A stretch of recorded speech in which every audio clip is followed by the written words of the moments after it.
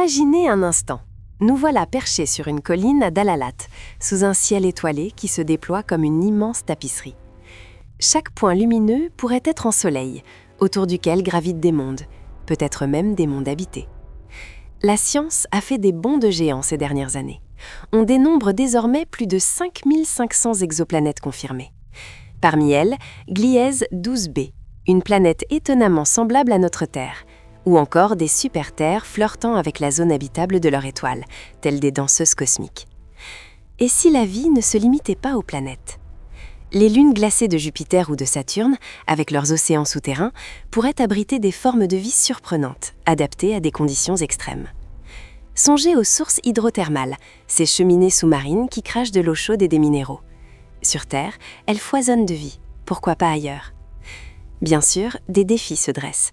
Les éruptions stellaires peuvent être dévastatrices, balayant l'atmosphère des planètes et rendant la vie impossible. Mais la nature est ingénieuse.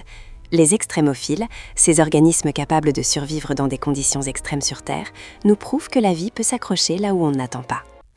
Et puis, il y a ces grandes questions qui nous hantent. L'équation de Drake, qui tente d'estimer le nombre de civilisations intelligentes dans notre galaxie. Le paradoxe de Fermi, qui nous confronte au silence de l'univers. Sommes-nous seuls ? Ou sommes-nous simplement incapables de percevoir les signaux des autres ? L'échelle de Kardashev, qui classe les civilisations en fonction de leur maîtrise de l'énergie, est tout aussi fascinante. Nous sommes à peine au niveau 0,73. Imaginez ce que pourrait être une civilisation de type 3, capable d'exploiter l'énergie de toute une galaxie.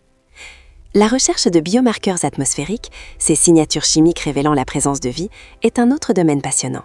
Des télescopes comme James Webb scrutent l'atmosphère des exoplanètes à la recherche de ces indices précieux. Alors, la prochaine fois que vous contemplerez le ciel étoilé, souvenez-vous de tout cela. L'univers est vaste, mystérieux et peut-être regorge de surprises.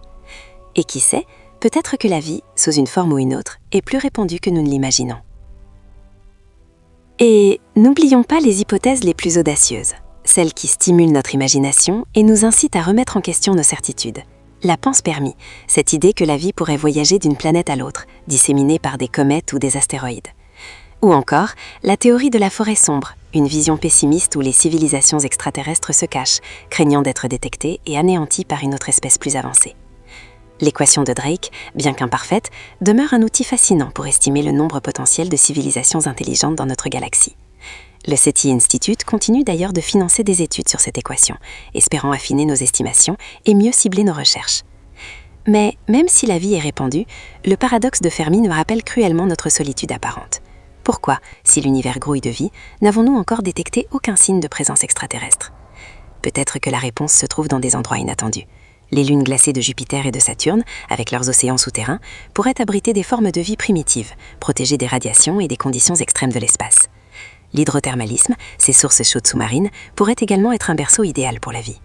L'étude des données sur les sources hydrothermales de la dorsale Est-Pacifique laissait présager une possible éruption sous-marine en avril 2025. Et puis, il y a l'échelle de Kardashev, un concept qui nous invite à réfléchir à l'évolution des civilisations et à leur capacité à exploiter l'énergie de leur environnement.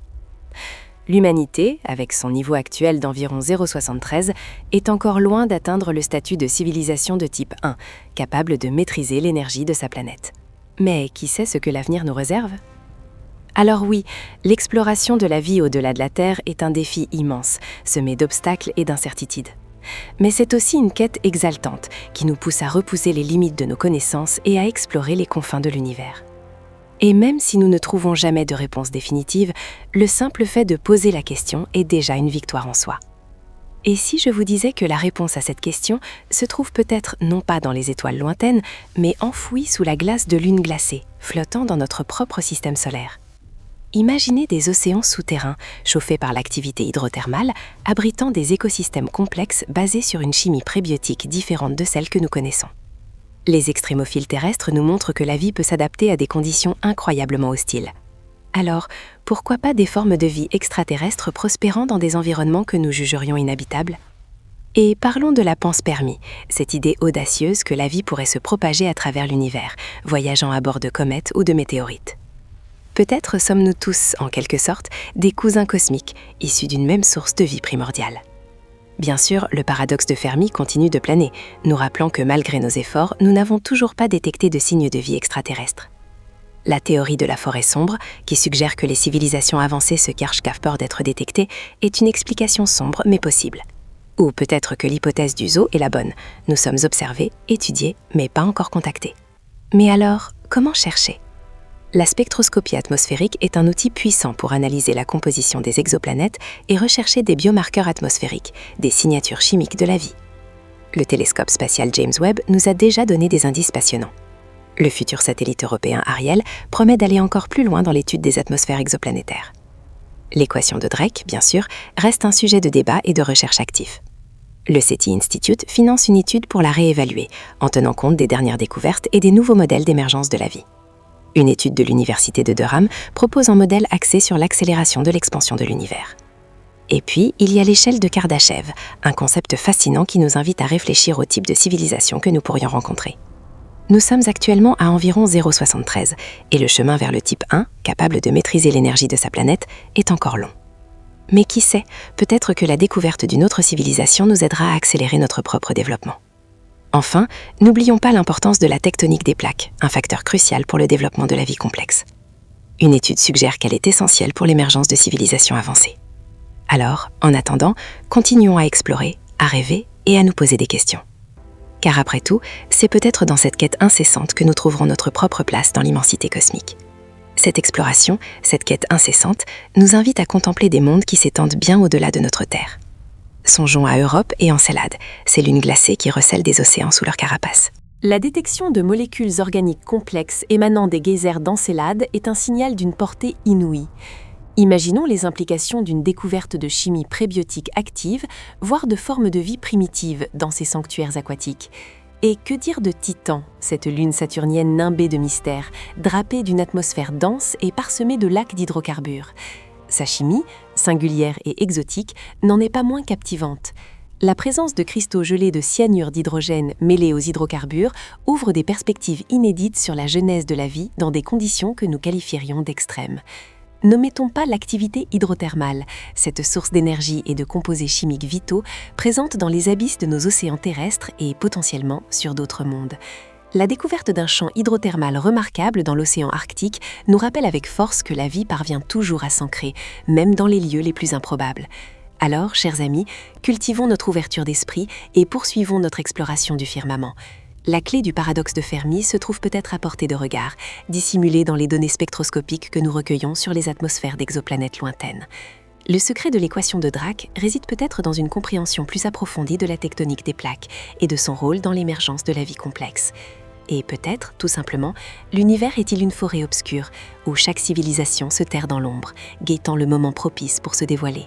La réponse au paradoxe de Fermi se niche peut-être juste sous nos yeux, cryptée dans les données spectroscopiques que nous collectons sur les atmosphères des exoplanètes les plus reculées. Le déchiffrement de l'équation de Drake passe peut-être par une meilleure appréhension de la tectonique des plaques et de son influence sur l'éclosion de la vie complexe. Et peut-être, en définitive, l'univers est-il une forêt ténébreuse, où chaque civilisation se dissimule dans l'ombre, attendant son heure. Qui sait, la vie, sous ses formes les plus insolites et les plus résilientes, se tapit peut-être déjà dans les profondeurs glacées d'Encelade, exhalant ses secrets organiques dans le cosmos. Ou bien, elle prolifère peut-être dans les sources hydrothermales de notre propre planète, des écosystèmes extrêmes abritant des bactéries aux métabolismes insoupçonnés, à l'instar de celles découvertes dans les montagnes de l'Atlas marocain.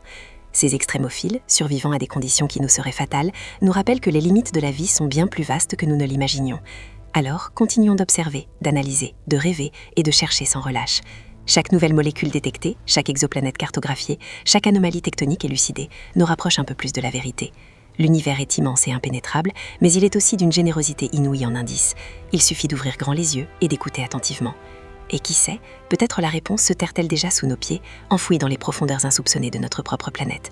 Les extrémophiles débusqués dans les sources hydrothermales du haut Atlas, bravant des conditions de température et d'acidité extrêmes, ne sont-ils pas une invitation à repenser notre définition même de la vie ? Ces micro-organismes, capables de métaboliser des composés sulfuriques et de réparer leur ADN à une vitesse fulgurante, nous rappellent que la vie se ferait toujours un chemin, même dans les environnements les plus hostiles. Et si la tectonique des plaques, ce processus géologique qui façonne notre planète depuis des milliards d'années, était également un facteur déterminant de l'émergence et du maintien de la vie, comme le suggèrent certaines études. Les anomalies détectées dans le manteau terrestre pourraient bien remettre en question notre compréhension de ce phénomène fondamental et nous ouvrir de nouvelles perspectives sur l'habitabilité des planètes. Alors, ne nous contentons pas de scruter le ciel. Explorons les profondeurs abyssales de nos océans, les entrailles incandescentes de nos volcans, les confins les plus inhospitaliers de notre planète. Car c'est peut-être là, dans ces environnements extrêmes, que se cachent les clés de la vie extraterrestre. Après tout, comme le démontrent les découvertes sur Encelade et Titan, avec leurs molécules organiques complexes et leurs atmosphères denses, la vie peut revêtir des formes surprenantes, radicalement différentes de ce que nous connaissons. Continuons d'explorer, avec curiosité et humilité, car l'univers a encore bien des secrets à nous révéler. Et qui sait, peut-être que la réponse au paradoxe de Fermi se trouve précisément dans ces environnements extrêmes. Il est fort possible que les extraterrestres, s'ils existent, soient bien plus différents de ce que nous imaginons, adaptés à des conditions que nous considérons comme invivables. Les découvertes de bactéries extrémophiles, capables de survivre dans des conditions de température et d'acidité extrêmes, nous rappellent que la vie peut s'épanouir là où on ne l'attend pas. Des exemples de telles découvertes existent, mais il est important de noter qu'à ce jour, en décembre 2025, aucune n'a été formellement identifiée dans les sources hydrothermales du Haut-Atlas. L'équation de Drake, qui tente d'estimer le nombre de civilisations extraterrestres dans notre galaxie, est constamment remise en question et affinée. Les études, intégrant des enregistrements astronomiques, suggèrent que la rareté de la tectonique des plaques et de la présence de continents épocéens sur les exoplanètes pourrait être un facteur limitant l'émergence de la vie. Les découvertes concernant Encelade et Titan, avec leurs activités hydrothermales et leur chimie prébiotique, offrent un contrepoint passionnant. Alors, faut-il adhérer à la théorie de la forêt sombre, qui postule que l'univers est silencieux parce que toute civilisation a peur d'être découverte? Ou faut-il espérer que l'hypothèse du zoo est la bonne, et que nous sommes simplement observés par des êtres supérieurs qui attendent le bon moment pour se révéler? L'avenir nous le dira. En attendant, continuons d'explorer le cosmos, d'analyser les spectres atmosphériques des exoplanètes à la recherche de biomarqueurs et de rêver à la possibilité d'une vie ailleurs. Car après tout, comme le disait Carl Sagan, quelque chose d'extraordinaire attend d'être connu. Et qui sait, peut-être que la réponse se trouve déjà sous nos yeux, cachée dans les profondeurs glacées d'Europe ou d'Encelade, où l'activité hydrothermale crée des oasis potentielles pour la chimie prébiotique. Les découvertes de molécules organiques complexes sur Encelade sont particulièrement encourageantes, tout comme les analyses de l'atmosphère de Titan, révélant des composés comme des cristaux gelés de cyanure d'hydrogène. N'oublions pas non plus les exoplanètes.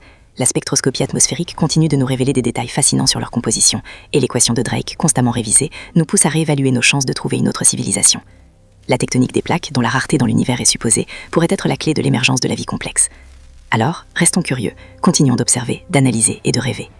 L'univers est vaste, mystérieux et plein de surprises. Une nouvelle découverte pourrait changer à jamais notre perception de notre place dans le cosmos. N'oublions pas les hypothèses audacieuses qui tentent d'expliquer le silence cosmique, comme la théorie de la forêt sombre, où la peur motive les civilisations à se cacher, ou l'hypothèse du zoo, qui suggère une observation discrète de notre espèce.